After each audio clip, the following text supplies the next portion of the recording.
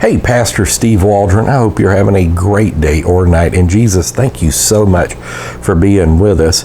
We're in 2 Timothy chapter 4, verse number 3. And this is part of a larger series, The Word Reigns Supreme. It's probably in a playlist under Great Apostolic Preaching. We invite you to join not only that playlist, but check out all our videos. We've got over 5,000 on a variety or cornucopia of various subjects dealing with Christianity and the Bible, current events as well. So 2 Timothy chapter 4, beginning at verse number 3, it says this, and it's talking about the end time. This is Paul talking to Timothy.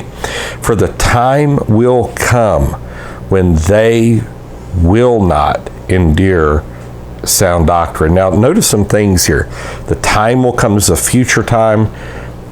In chapter 3, verse 1, it says it's the last days. It's kind of the context here. And so, for the time will come when this is talking about the church. This is saved people.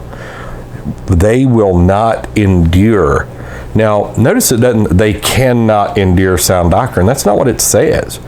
They will. It would be an act of the will, just as sure as the 5 I wills of Satan in Isaiah chapter 14.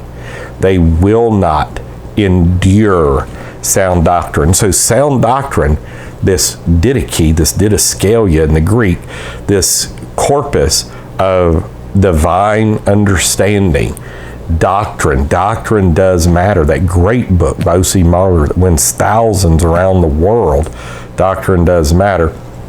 Time's going to come when church people are not going to endure sound doctrine. If you are not in a doctrine-driven church, of course, I believe in the Spirit. I'm Pentecostal, New Testament Christian. But if you're not in a doctrine-driven church, say, well, I'm word-driven. Well, there's a lot of word-driven churches. But you remember earlier in 2 Timothy, it talks about ladies that are going to be studying, ever learning, never able to come to the knowledge of God. So I mean, they're in Bible study, but it's you're okay, I'm okay, I have my opinion. No, there is a body of apostolic teaching. And so if you don't like apostolic doctrine, if you don't like biblical doctrine, I'm just going to tell you there's something missing, there's something wrong in your relationship. And it concerns me that people can worship for hours with some of the greatest music. You know, I wonder how they'd worship overseas with just spoons playing or something, or somebody with a tin can. I've been there. I was raised under missionaries, you know. And so, because he's still worthy, whether the sound system cost $100,000 or there is no sound system, God is worthy of our worship. We want to make sure the music's not manipulating us to worship, that it's born out of our heart. You know, the old Margaret Singer stuff, where cults and stuff, she would say that the music manipulates people to worship. Well, I mean, you can go into various like Haitian voodoo rituals and all this kind of stuff, but when it's an act of the will, that's it. So if people can worship, they need to be able to have their ears attuned. They say that because of electronics, one of the unintended consequences of electronic media is that our attention spans are the size of goldfish, less than goldfish. Goldfish can evidently hold their attention 9 or 10 seconds. People like 8 seconds. And this is the reason videos just chop, chop, chop up and all this. And so they're not going to be able to endure sound doctrine.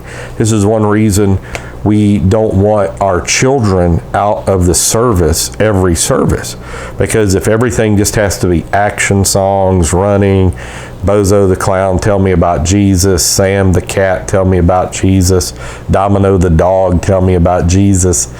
Well, when they turn 18, all of a sudden we say, get in the sanctuary and sit down. And they're like, cell phone, addiction, you know, I have to be moving all the time. And even mentally moving constantly. So the time will come, they will not endure sound doctrine. And also that goes into holiness, because they're not going to endure preach against sin. Oh, Well, I'm going to go to another church that will tickle my ears. So we're going to stop right there, and I want you to just chew on that. Put it on social media, share with your friends, join us daily, hit the bell notification, and subscribe. And God bless you. We love you. Get in the Word. Wallow in the Word. God bless. Bye-bye.